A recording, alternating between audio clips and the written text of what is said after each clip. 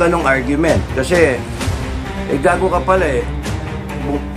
Binoto ka ng tao kasi binola mo yung tao na kaya mong patakbo yung bansa. Nag-volunteer ka mag-presidente ng Pilipinas. 10 kayo eh. Kung alam lang ng tao na ganyan ang mangyayari, baka hindi ka binoto. Ito ang wow trending. Magaling lang magsalita sa kampanya pero hindi pala talaga kaya. Ito ang nangyayari ngayon sa Administrasyong Marcos ayon pa sa dating PMA years na si Captain Dado. Bakit ka tumakbo bilang isang presidente ng Pilipinas at paasahin ng mga Pilipino para iboto ka? Sa dami ng galit ngayon sa Administrasyong Marcos at ayaw na magtagal pa si PBBM sa palasyo, sa susunod na buwan sa Abril, isang mas pinalakas na rally ang gaganapin ng Kingdom of Jesus Christ laban kasama ang bayan. Plus isa na dito ang pagpanig ng MNLF kay Pastor Apollo Siki Buloy. Pero kung magkakagulo sa Pilipinas dahil sa mga kwentong pinapalabas nila ngayon na inambus daw di umano si General Katapang, pero halata naman na scripted dahil kung babiyahe yan si General Katapang, matik na yan na may magbabantay sa kanya, nakasunod sa kanyang sasakyan. Pero bakit na ang tirador ay sa likod pa talaga tumira at hindi sa gilid na sure ball na hindi makakataka si General Katapang? At dagdag pa ni Captain Dado na posibleng magdeklara ng martial law si Presidente Bongbong Marcos kung magkakagulo sa Pilipinas. Ang lakas talaga ng mga kamandag ng mga nasa gobyerno. Grabe, taong bayan ay walang kalaban-laban sa mga katiwalian nila. Ito ngayon ang komento ng mga netizen.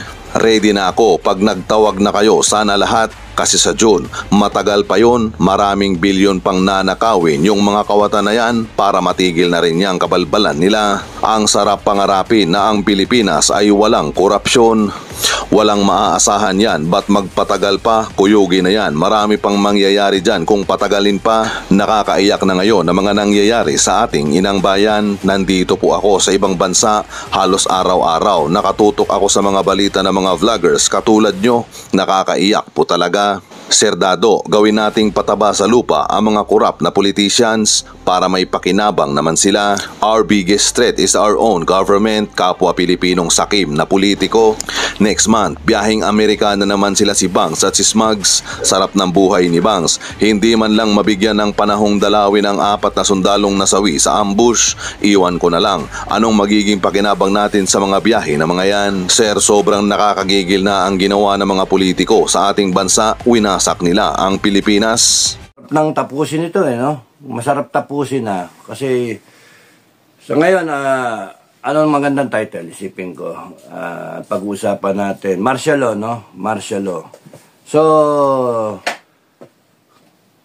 malapit na raw mag-martial law? Question mark. Ano ang gagawin ninyo? Yun yung ano ko. Yun na lang ang title natin. So, wala masyadong fanfare. Ang ano doon, may ginagaya ni BBM yung format ng tatay niya. Copycat nga. Ang tatay, magaling, nagsasalita, ginagaya niya, pero hindi naman niya kayang gayahin. Tapos noon mga accomplishment, tapos noon mga anong tawag doon, build more, build better more. Infra, nag-groundbreaking para sa housing, ang target, ang dami-dami, 5 million ba ang target? Pero nag-groundbreaking, wala pang masyadong nangyayari. 2 taon na, magda-2 taon, by June 30, 2 taon na siya. Hinawakan niya agri, taas ng bigas ngayon, na inabutan tayo record high sa buong history yata ng Pilipinas yun. 750 ang onion, sibuyas. Kaya kahit sa mo daanin mahina si BBM. Sorry BBM, mahina ka talaga. Magaling ka sa salita pero pagka magaling sa salita pero pagdating sa wala. Of course, ang sagot dyan, mga kabrigada, di kayo magpatakbo ng bansa. Yun yung ano doon. Marunong pa kayo magpatakbo ng bansa. Pintas kayo ng pintas. Gano'n ba kayo magpatakbo ng bansa? Pero mali yung ganong argument. Kasi, gago ka pala binota ka ng tao kasi binola mo yung tao na kaya mong patakbo yung bansa. Nag-volunteer ka presidente ng Pilipinas, 10 kayo kung alam lang ng tao na ganyan na mangyayari, baka hindi ka binoto. Yung, looking back, baka hindi ka binoto. Probably yung tao, kakagatin na si Lenny. No? Si Lenny, kasi yung pumangalawa O si Lacson. O si Gonzales. Sino pa yung isa? Kalimutan ko yung isa. So, sana tayo ngayon. Okay, so maraming basic rights na hindi pinapansin ni BBM tsaka ng kanyang administration, kaya nakakapika. Tinanggal niya yung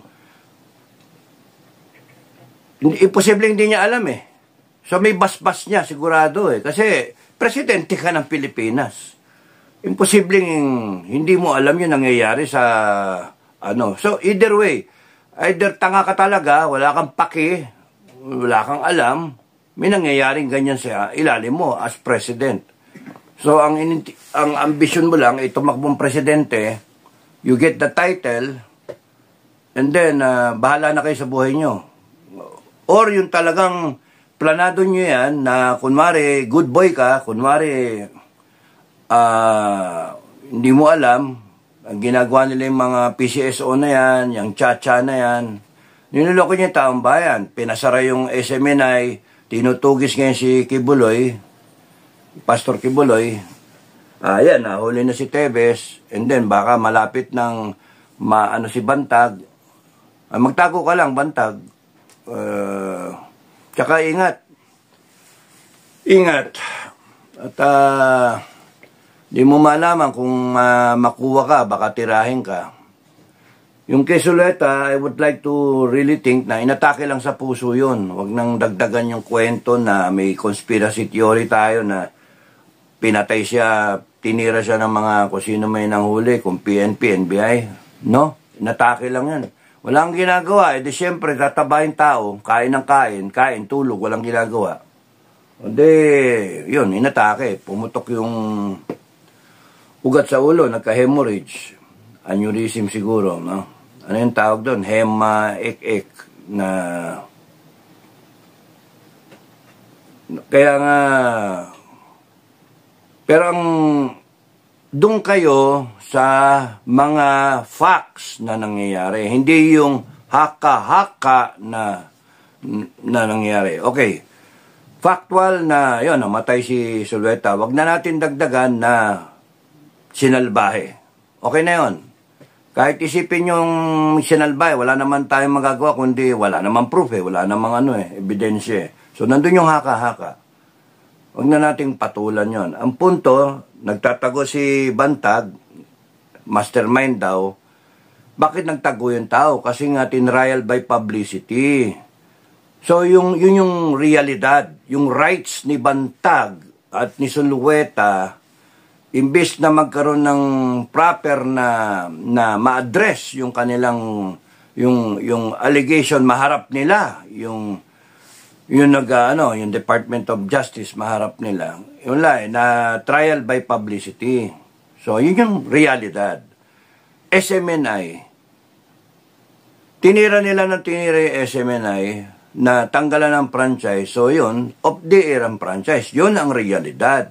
Tama ba yun? Dumaan ba sa masusing due process yung NTC na sinuspinde yung SMNI, tapos yung Kongreso, indefinite pa nga ang gusto. Tapos tinanggal pa yung So, yung pinagkakatiwalaan ninyo na stasyon na nagde-deliver talaga ng katotohanan, the hard truth, no matter what, kung how damaging it is for certain people or institutions, yon ang binabalita, which is yun ang entitlement dapat natin as the citizens of the Republic. We demand correct reporting, hindi yung icing na ginagawa ng ibang media na bayaran.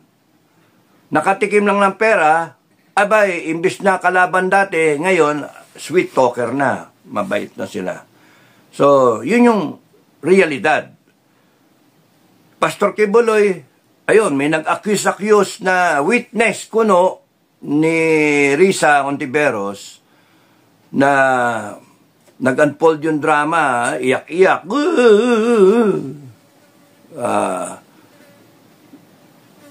Inimbitahan si Pastor Kibuloy as a resource person para sa in aid of legislation na investigation ng Senado. Ano nangyari? Bakit parang accused ngayon siya, aarestuhin? Anong klaseng bansa meron tayo?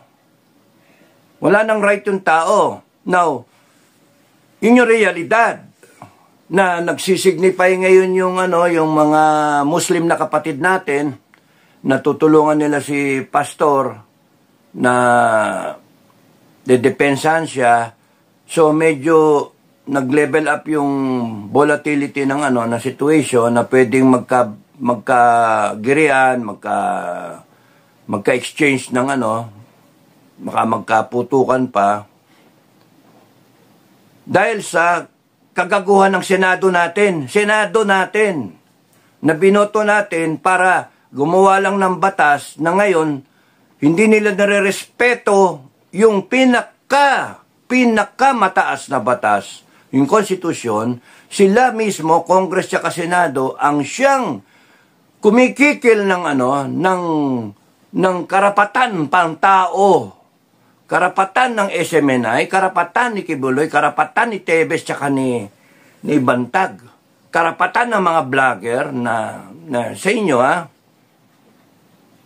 ay, anong klaseng Senado yung nagbabiolate ng konstitusyon? Tapos ngayon, they are trying to right under our noses na baguhin, amendahan yung konstitusyon, economic provisions kuno. Nag-PPI na magagamit sila ng pera ng taong bayan para gaguhin ng taong bayan. Yun ang facts, hard facts yun. Hindi yung conspiracy theory, totoong nangyayari yun. Kasi ang daming ebidensya na nangyayari yun. Hindi nga tinanggap ng COMELEC yung mga pirme na pinadala sa kanila Yung kumbaga sa okay, natuklasan ng taong bayan, nag-report yung mga taong bayan, okay, lusot sana. Tapos hindi kami, walang bayad yan, yung mga pirma na yan. And then may mga pumiyok, sinabing binabayaran sila. Yun yung katotohanan. Tapos nagpapa-advertise sila sa mga upload ng mga videos ng mga pro-Duterte vloggers na dun mismo sa talaga siya mga nagbabayad sila para mag-advertise para tungkol sa sa mga ginagawa nila na kunwari maganda yung ginagawa nila. Mga walang niya talaga itong mga to. Ginagamit na naman pera ng taong bayan. Sa kukuha ng pera yan? Sarili nilang alkansya?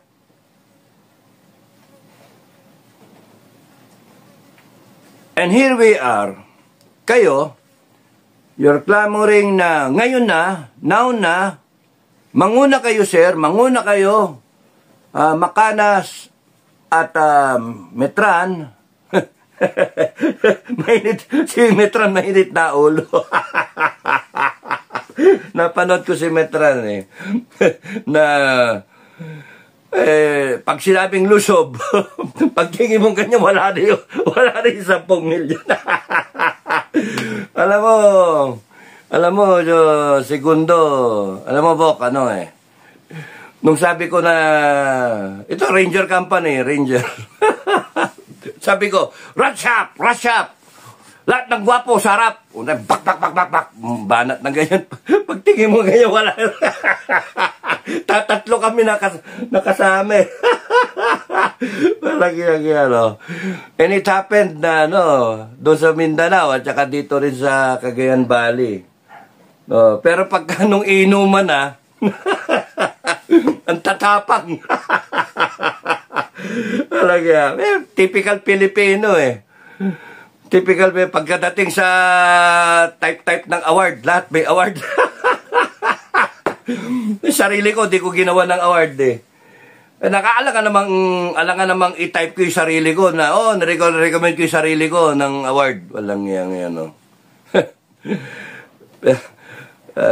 nako. Nakakatuwa yan eh. Tapang-tapang mo, kala, yun ang point ni Colonel Metran eh. Tapang-tapang mo kasi sabi ng mga tao, tayo na sir, tayo na. Tapos pagka ngayon, nilalabanan mo, sige, sino sigarito? Bang, bang, bang. Pag di mo kayo, wala kang kasama. Yun ang iniiwasan ni General Metran, pinromote ko General Metran at saka ni Major General Makahanas. Ay nako, kung alam nyo sa amin, kaya naming magdala. Gusto nyo ngayon na, pwede. Bukas, pwede. Anytime, pwede. Linawin ko lang, dapat maintindihan ninyo, mga Pilipino.